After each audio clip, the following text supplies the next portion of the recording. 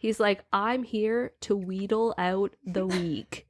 And guess what, buddy? True. We fucking won. And we're over it, and we're plowing on to the last 2/3.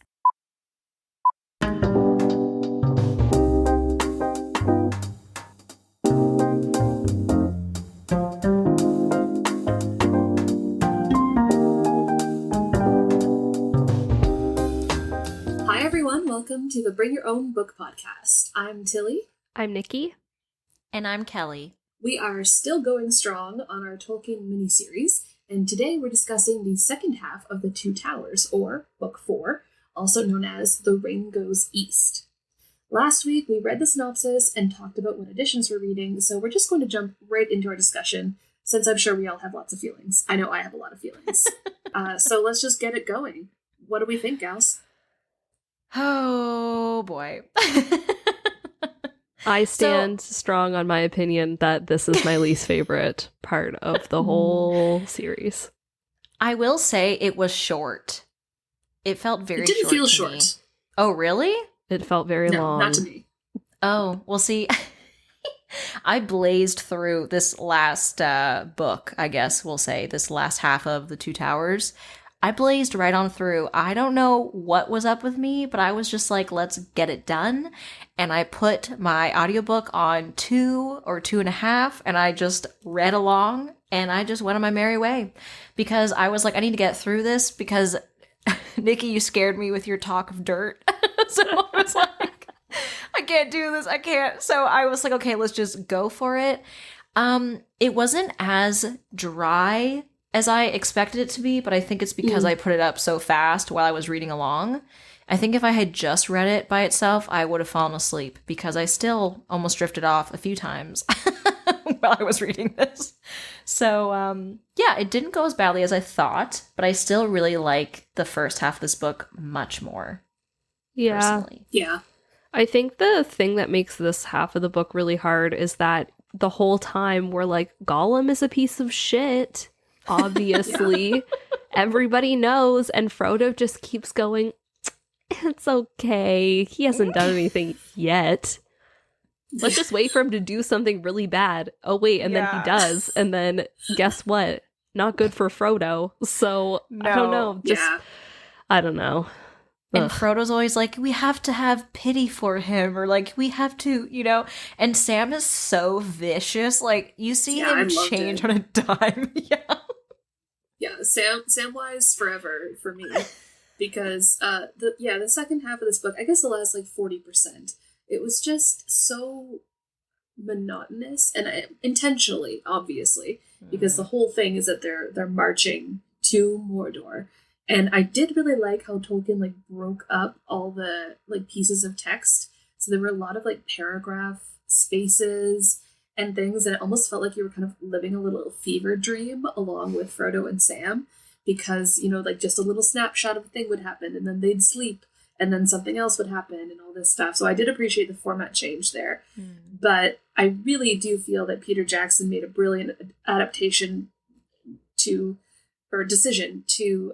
intersperse the Frodo and Sam stuff in the movie. And I really think that could have helped the book a lot. It's just, I don't understand why it had to be all the action and then all the boring. I know. Because it makes no sense. I thought the same thing. I'm like, okay, I understand. It's like, okay, this is a very easy way to divide this, it's like, okay, I know that he wrote it in 6 books in one huge tome.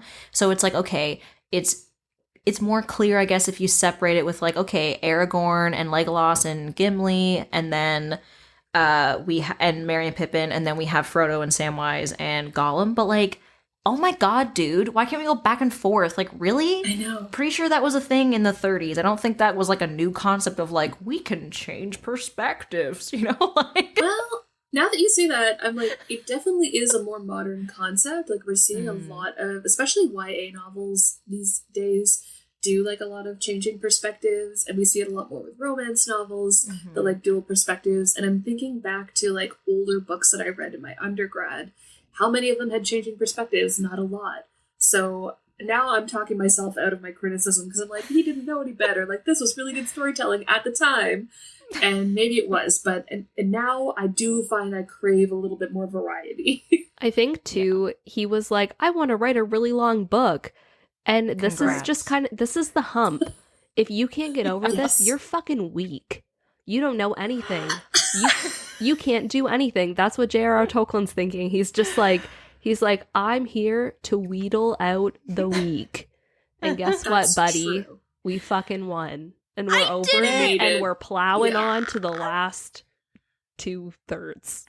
And I will say, the last, 50 pages were pretty exciting, I thought. I was reading them this afternoon, and I was shook at how descriptive the words for Shelob were, her kind of reveal as this spider creature, her bit of backstory about her evil history. I really ate that shit up. I was having a ball because in the movie it happens all very quickly and you don't get all of that kind of talk about her. And you know what? Finally, a female character. I'll take what I can get. Thank you. Spider. Ugh. Yeah. I love it. Rude. Is she a goddess, Nikki? Is she a spider goddess? What is she? I don't have the info to back that up, but I hope so. Honestly, I hope so too. When they were talking about her going into the depths to heal her eyes for her next prey so that she could come up and she could kill some more, and I was like, yes, lady, get them, kill them all. I know. Oh god, if I have to pray to a spider goddess, I'm doomed. Honestly, the whole time, because I just finished this today as well, so that whole section I listened to earlier, the whole time I was just thinking of Elijah Wood in the movie when you see him wrapped up and he's going yeah, and he's got green bubbling. Yeah, it's so gross. He really does that a lot in the movies. There's a lot every movie. It feels like there's an opportunity for him to be drooling something gross. It's his calling card. I mean, and you got it, flaunt it. Yeah. I mean, if that was my trick, I would pull that out every chance I could. When I see my lips bubble, okay, great. But also, that's Tilly, so when you said, okay, Tolkien wanted to write a monotonous section, congrats, you did it. But also, why? Why would you ever be I want to write a really dry, boring section of text here? Okay, Steinbeck, we get it. You know, I guess Steinbeck was after, but... Everything back then was dry and boring. Not everything. That's a generalization. But a lot of things back then were yes, the blades of grass. And look at this painting of a whale for 10 fucking pages. Oh so my God. It's... that's what it was. So the fact that there's only one section that's really like that is honestly kudos to him, because I mean, it was a grand literary tradition to be kind of dry and really metaphorical, and that's what I meant about he wanted it to be monotonous, because I think it makes you feel like Frodo and Sam were feeling, right? So it's almost like a literary device in that way, where you feel like you're plodding along, trying to get up that hill. And I think that's successful. Do I think it's fun? No. But he didn't mean it to be fun, I don't think. That's fair. I mean, I did feel accomplished when I finished this. I was like, oh my god, I have one novel left. Me, you did it. Little old me, who thought I could never read this series. Well, look at me now. Because when I was a kid, I know, but I just go back to when I was a kid, and then I just got scared because I'm like, this is way too dense and thick. I don't even know what copy my library had at my school because it was huge. It was not this little paperback I have, because this looks like nothing, especially to what I read now. But as a kid, and I mean, I read a lot as a kid. I had a high reading level for my age too, and I was like, I cannot get through this crap. I just could not do it. So I just thought, I'm never going to be able to do it. Whatever, I enjoy the movies, that's fine. And then we already talked about how the fandom can be quite toxic. Don't want to name names. I don't know anyone by name. Just saying. Don't want to name names. Adam. Adam, Cain, Abel. random boy names, you know? Random biblical names, because why not? But, like, you know, that also really freaked me out because I'm like, I don't want to deal with that. So I'm really glad that we're reading it together because it's just more fun that way, I think. And, like, yeah, I felt super badass when I finished. I was like, oh my god, I did it. I love that. I have done none of the hard work, but I feel like I did. Well, it's not hard work. That's true. I mean, and it's like a yeah, I lot to did almost drift dedicate off. to read this entire thing. Yeah. It's not like we're all reading it for fun and we just decided to do this. Like, we have deadlines so that we can Yes. record Yeah. these episodes, and I have to, like, try to sound somewhat smart at times for this episode or these episodes. I gotta say, thank God for the deadlines, because otherwise I think I would just, I still procrastinate, but I would procrastinate even more and then maybe not even finish it. So I'm Yeah. glad for the deadlines. Yeah. I will say, I do find, because I also couldn't finish these as a kid, and I remember thinking, like, oh my god, the first half of the Two Towers is so boring. All they talk about is grass, blah, blah, blah. Oh, Now, no. I was like, oh my god, I loved it. I haven't Yeah. found any parts dense. Have I found it boring at times, slightly boring, Yeah. or slightly slow-paced? Mhm. But there was still lots to love in this last 40% of the book. Loved the Shelob stuff. Loved Samwise. And every time he talks to Mr. Frodo, I love it. They had that really sweet talk about, like, in the songs they'll be singing, like, don't forget about Samwise. Oh You my know, I God, want to hear more yeah. about him, Dad. I was like, oh. yeah, that part So, makes me there's cry lots in to the love. movie, and it made me cry yeah. when I was listening to the book too, and I was just like, oh, I don't know, there's just something about that. That's like, we talked a lot in the last episode about Frodo, and maybe it wasn't the last episode. I'm just editing all of these like in the weirdest order. But we talked a lot in one episode about how Frodo and Sam aren't really friends. And I think after the end of this book, that's going to They change are. for Frodo, if it hasn't Mhm. already, Yeah. because Sam's about to save your ass. So Yeah. Yeah. Yeah, and there's so many themes in the second half, too, about, like, humanity and kind of, like, perseverance through darkness, and, you know, that great quote that Sam has. Is that in the Fellowship or in the Two Towers? I forget. About, like, the stories that carry us through because there's some good in the world and it's worth fighting for. Oh, I think it's this one. I think it's this one, too. Yeah, Yeah. and there's so many, like, wonderful lessons I think we can take from Frodo and Sam in this half of the book, and also from Faramir. Faramir had a surprising amount of, like, really good wisdom, and I don't know, I really kind of enjoyed reading his sections. What about you two? I personally, I finished this book at the beginning of the month, so I forget some parts with him. I remember liking him a lot, and I remember, just like, this might sound weird, but like, I felt like I had a lot of respect for him. Like, he just seems like a Yeah. really, like, noble gentleman, and like, stand-up guy. yeah, and you know, his poor brother, oh my god.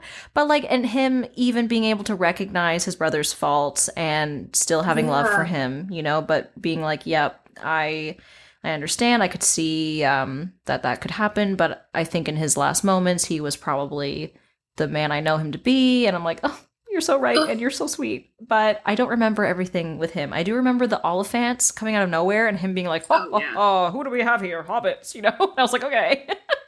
But yeah.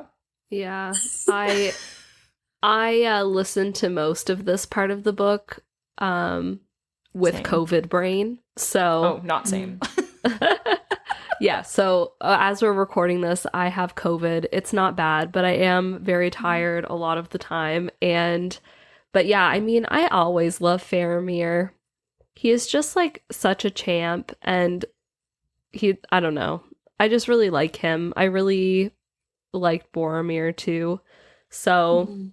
getting to spend the time with his brother and seeing also him interacting with Frodo and Sam, and then seeing his kind of like interactions with them also with Gollum makes me like him even more. So Mhm. Yeah. yeah, love Faramir. Yeah. I did too, and I had a lot of sympathy for him. I remember watching the movies having a lot of sympathy for him too, because they really play up, and maybe we'll get into that more in the Return of the King, but in the Two Towers movie, they really play up the kind of flashback of, him growing up with Boromir being the golden boy and Faramir being like the younger son who can't do anything right, and they have a really difficult father, and but they're brothers, and they try and be there for each other and all that stuff. And so you see more of that in the movie than you do, at least in this book. So I already had like warm, fuzzy feelings about Faramir because we love an underdog. Mm-hmm. And yeah, just the fact that he's so noble and so good. Mm-hmm. He didn't jump to conclusions like a lot of the men do, in like the men being the race of men in this book, and how they're usually kind of tainted by the power of the ring. And I really felt that like if the choice came to it, I don't think Faramir would have let that happen to him. Like, I think he had a really strong heart, and that really spoke to me. Yeah. I want what's best for him. Me too. Also, I got so mad every time they mentioned an Oliphant. So fucking mad. Because what the fuck kind of cop-out is that? You made up so many names for things, and then it gets to a big elephant, and you're like, oh yeah, I'm just gonna call it an Oliphant. Fuck off. I mean, that is the worst. Yeah, even A.A. Milne with Winnie the Pooh was like, let's call it a heffalump and a woozle. Okay? Yeah. Like, not an Oliphant. Also, heffalumps and woozles were the scariest things ever. No. But also, woozles weren't the elephant ones. There was something else. Or the opposite, I don't know. I definitely got the impression, reading this, that Sam thought it was called an Oliphant, but no one else called it that. They had a different word for it. Like Faramir and his men, whose names were hilarious, and I forget them now. They were like Mablung and Drathur or something.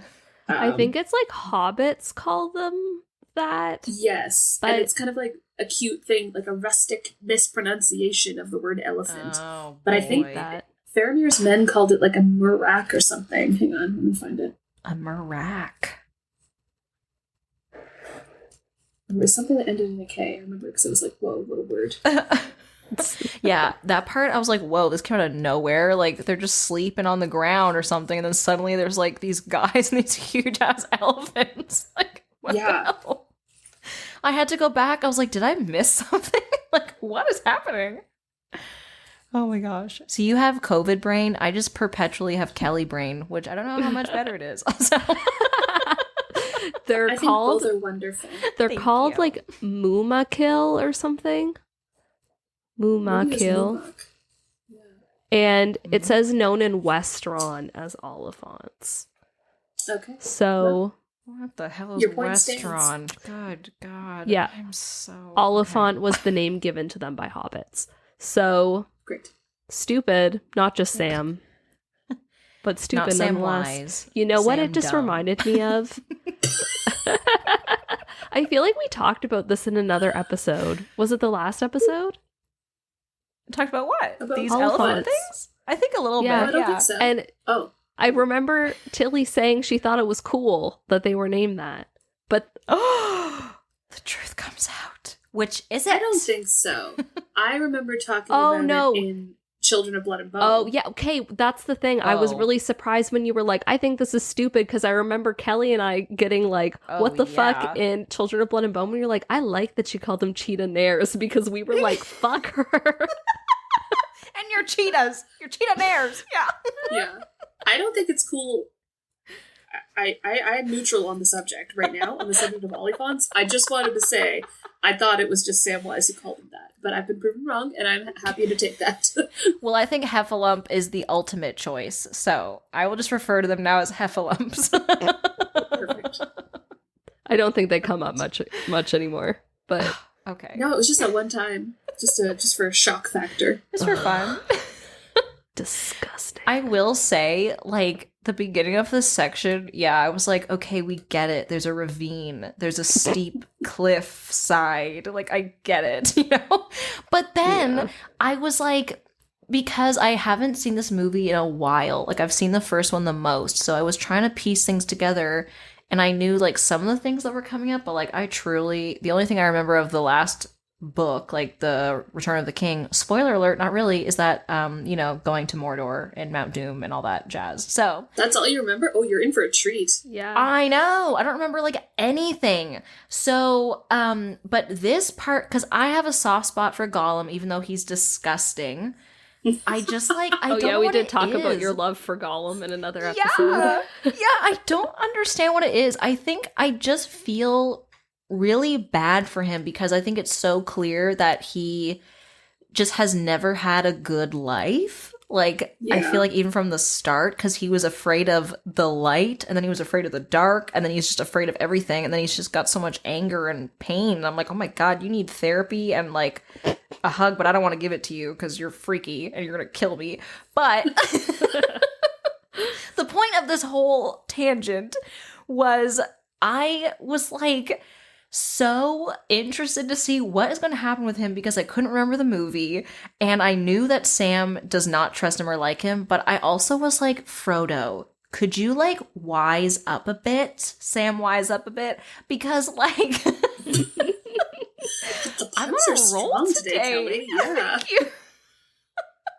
It's that lack of sleep I had the past 2 days. But like, I just was getting so mad because there's like, sure, everyone deserves a chance. But then there's a point where it's like, dude, do you really need his help? Can we even trust him that he knows where he's going? Wait a sec. I have a question. Back it up. The sentence never ends. I love it. Sorry. Can't you see the big ass tower with the eye in the middle? Don't you know that's the way to go? Why do you need him? I think at this point it's that they don't know how to get through the gate into Mordor. Because I think it's like there's a big black gate, but it's always locked, and they don't want to like arouse suspicion. So I think at that point they need Gollum to know like the secret passageway in. But good point. Yeah, because that's when they're like creeping, and that's when Sam's like, "Look, an Oliphant," and there's all of the armies marching into Mordor to help Sauron. This is very Wizard of Oz. I'm getting like, Yeah. I was honestly thinking about that earlier today and had that song stuck in my head. It is very much that. Well, I guess. God. Wait, when did the Wizard of Oz come out? The 30s. Before. Yeah. I'm on to you, Tolkien. I'm on to you in your game. You it's think you're also original? very like Nazis, and I think that's probably what they're both drawing upon, like commentary on war. You know? Yeah. Good, evil. Yeah. Yeah. The age-old regiments, order, fascism. There's a lot to unpack there for sure. The eye, the single eye that watches over everything and can tell what you're doing. Very, very prescient. Does anyone know the Footloose musical, like, or just the old movie? Yeah, the movie. Anyone? Somebody's eyes are watching. That's why I'm always like. I was thinking about Hungry Eyes. Oh, that's from Dirty Dancing. Yeah, I know. That's a different eye entirely. I know, it's a different interpretation, but it's also an eye, and that's what I thought of. That's every Aragorn's time eye to Arwen. Every time they talked about somebody running, I was just like, Gloria, you're always on the run now. Are we gonna make an 80s music video montage for this? I think so. I think we have to. I love that. We have so much greenery. Yeah, there's so many green fields here. We can just run through and be like, oh, I have a ring. We can just hold it up. I thought it was really cool and fun, kind of, in like some weird way. I don't know why, but I really liked that Faramir made everyone cover their eyes when they were traveling. This seems to be a theme. Everyone is like, close your eyes. You know, like, I kind of want to do that with like new people coming to my house because I don't want everyone knowing where I live. Like, I will meet you at the pickup point, and then I will like have you close your eyes. Oh my god. I'm glad you just said for new people, because I'm like, I'm not going to blindfold myself to drive to your house. I'm sorry. But I'm not doing it. Not if you're driving. I'd have you meet me at a rendezvous point, and then I'd be like, okay, close your eyes. But like, no, just for new people, because I don't like everyone over at my house. Like, okay, listeners, I used to have my cousin living in the basement, and she would bring all these people over all the time. And I'm like, this is my house. I don't want everyone in this city to know where I live. Like, oh my god. That's just me. But anyways, I digress. So, I am a hobbit, okay? I want to stay in my hole. Truly, all of us are kind of hobbits. I know you were both like, no, but elves. And I get it, but I think you gotta realize in your heart that you might be a hobbit, and that's okay. But question. Okay, hypothetical question for everyone, listeners and you too. Do you think you could have a hobbit with an elf? And if you did, what would their baby be? Could you be half elf, half hobbit? What would that look like? Oh my god, would you be like beautiful but have hairy feet? Ew. It'd be a help. So, are you asking about cross-species, like, pollination? I don't know. Is it possible? Because, like, what if...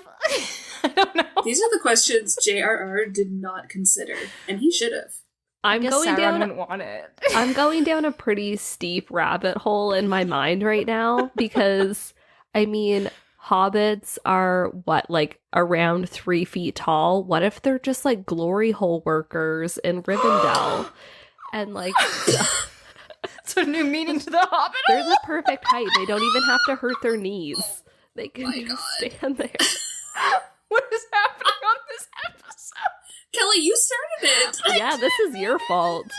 I'm just going to take a hard pivot from this conversation and talk about one of my favorite sections of the book. Great. I'd love to hear it. It was a quote, a sentence that I stopped and read again because I thought it was so beautiful. So it was when they came across this, like, Ithilien, the really beautiful area in, on the walk to Mordor. Mm-hmm. And, J.R.R. described it as such. Here spring was already busy about them. Fronds pierced moss and mold. Larches were green-fingered. Small flowers were opening in the turf. Birds were singing. Ithilien, the garden of Gondor, now desolate, kept still a disheveled dryad loveliness.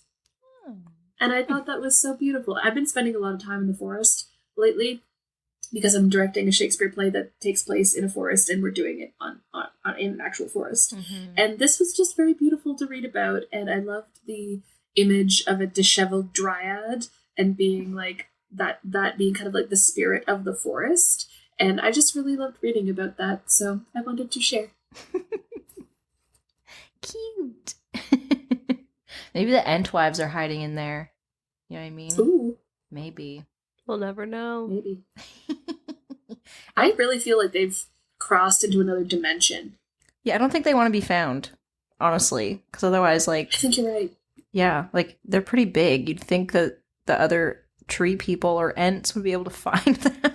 But they're also very slow, so I don't know. I know, and that was so funny, because when I asked that question for the social media, I was kind of feeling, like, sympathetic for Treebeard and the Ents, because I have a, like, just part of me is like, oh, an older man is sad. Oh, my heart. And both you two were like, get fucked. The Entwives can, like, do whatever they want to do now that they don't have their husbands. And I was like, whoa, okay. Yeah, I think my answer was, if they're smart, they'll stay gone or something like yes! that. I didn't mean it in a mean way. I just meant, like, maybe they're just enjoying being, you know, and they were great points, and I loved it very deeply. I just was coming at it from a different direction. I wasn't expecting it. Oh my gosh.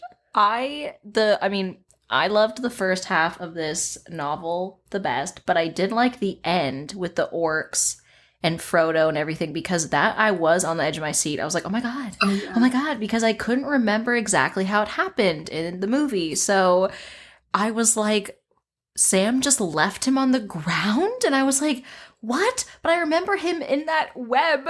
Like Nikki said earlier, I remember him with his bubbling lip and everything. Yeah. And like, doesn't he get cut open? Like the web gets cut open, doesn't he get whatever? And then when the orcs came by and they're like, ha ha ha, like she hasn't finished with him yet or whatever, right? Like they reveal that he's not dead. I'm not dead yet, right? Yeah. Monty Python for you people. I just was like, I was on the edge of my seat because, yeah, and like I said, I don't remember like anything coming up. So I'm like, how is Sam going to get him out? When are we going to see the rest of the Fellowship? What remains of the Fellowship? I don't know. And Gollum, he's somewhere lurking around. You know, I know he comes back because I do remember that part. I remember the very end of the movie. So, the important bit, I guess. Yeah, it was such a difficult decision for Sam to leave Frodo, and he took the ring and was like, made this big decision about, I'm the last one of the Fellowship and this must be completed. So I don't want to leave Frodo and I don't want to have the ring, but I have to take it. And it was such a like powerful moment of Sam just being like, I will be the ring bearer because no one else will. And I was like, oh my God, I fall further in love with Samwise in every episode and in every book that I read. And it truly is that TikTok that we saw about like the pathway from Legolas, the like unattainable hot one, to Aragorn, who was like sword husband, to Samwise, who is the plant dad. And that's so true. Yeah.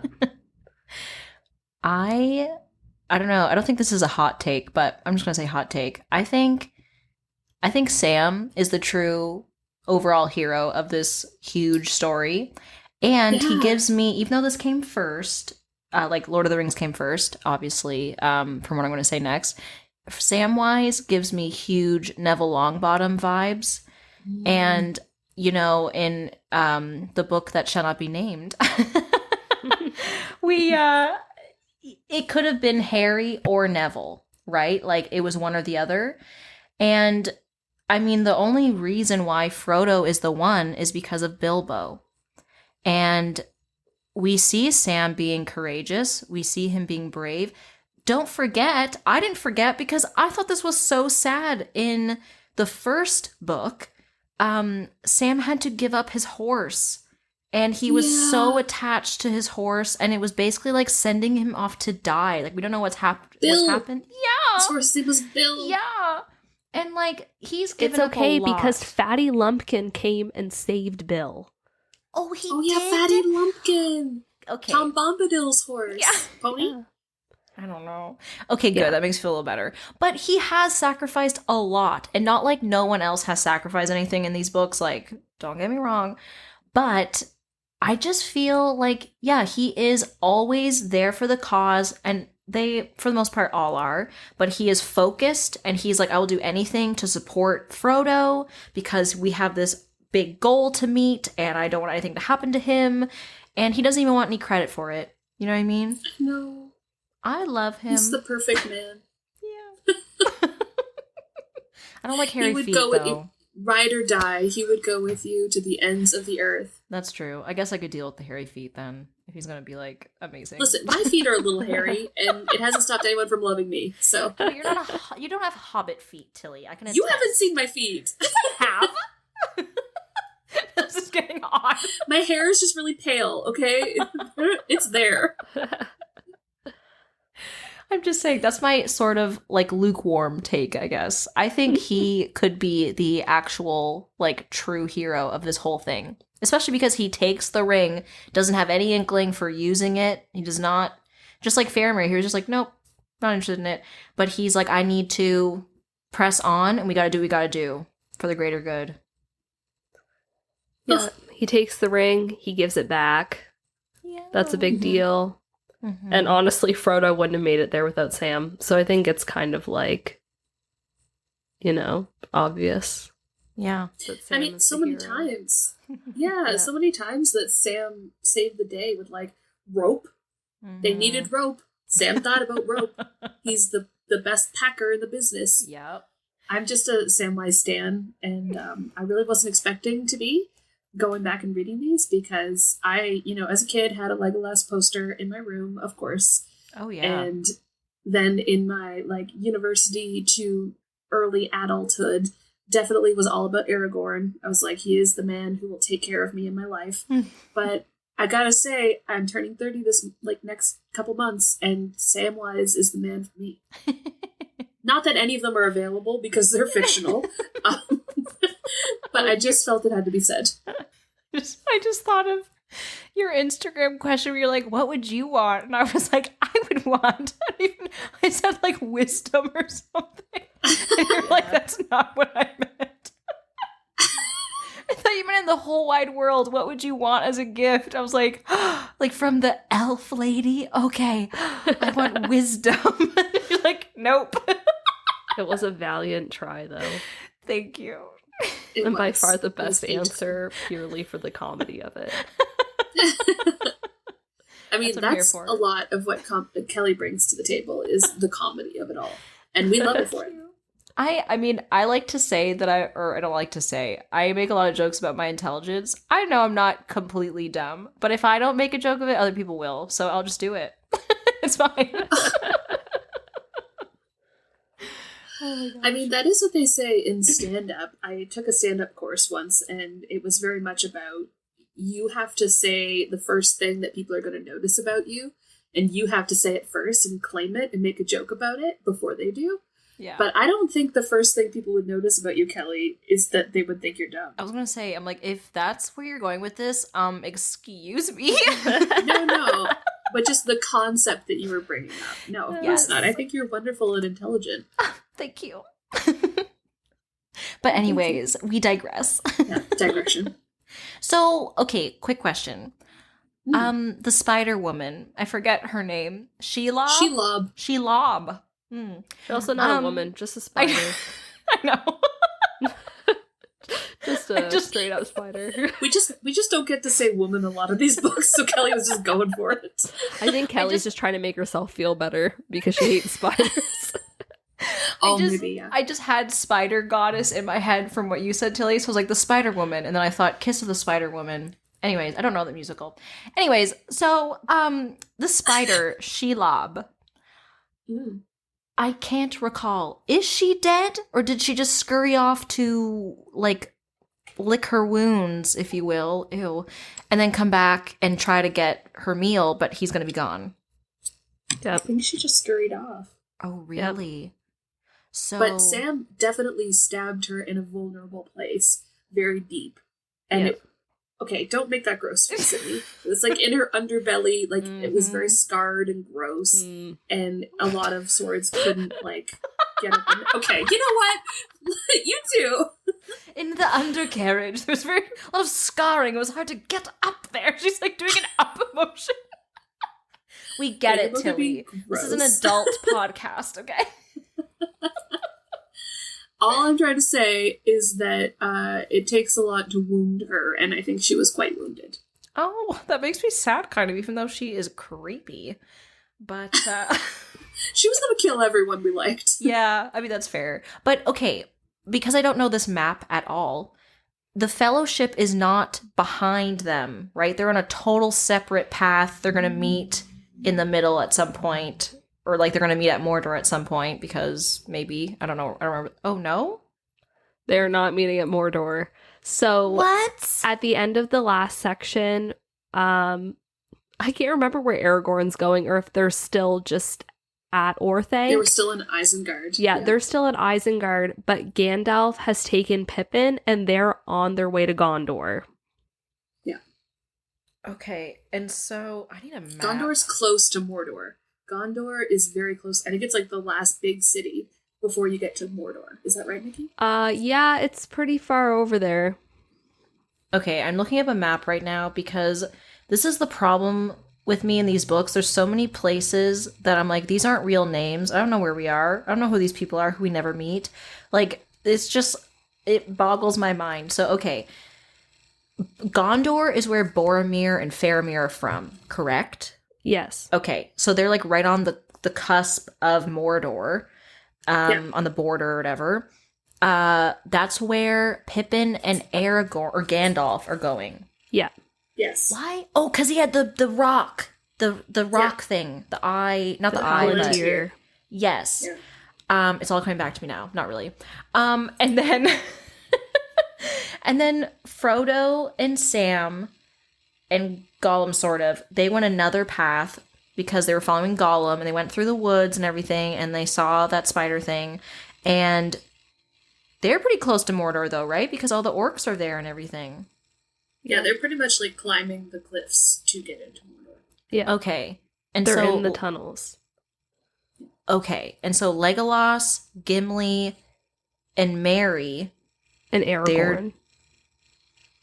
Oh, and him. They're in Isengard? Where the Yeah. heck is that in relation? I need it. Okay, Middle Earth map. Oh my god, this picture is like saying things I've never even heard of in my life. Just ignore them.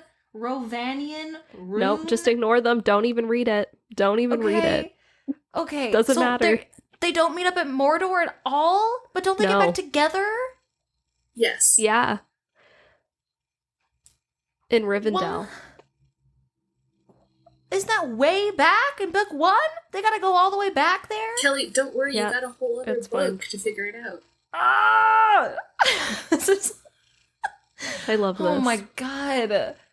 See, every episode there's a moment where I have a breakdown. I'm like, wait a sec. It's like falsettos. I'm breaking down. I'm breaking down. Oh my god. The musical references today. Okay. But like, okay. Okay, great. I don't even know what my question was anymore then. I'm so okay. Don't worry about it. It's gonna be totally great. Like don't worry about how they're gonna get back together. Just let them take you on the journey. Yeah. You know? Well, not to worry, Kelly, because we still have a whole book to figure all this out, and we've got 2 more episodes left of this mini-series. So with that, thank you all so much for listening to this episode of our J.R.R. Tolkien mini-series. Join us next week as we begin discussing the final book in the trilogy, The Return of the King. If you liked this episode and want to see more from us, you can head on over to our Instagram at BYOB Book Podcast to keep up to date with what we're doing, and our TikTok at Bring Your Own Book Podcast to see some more funny, bookish content. I hope you follow us further into Mordor next week because you know I'll be cheering Samwise on. Cheers!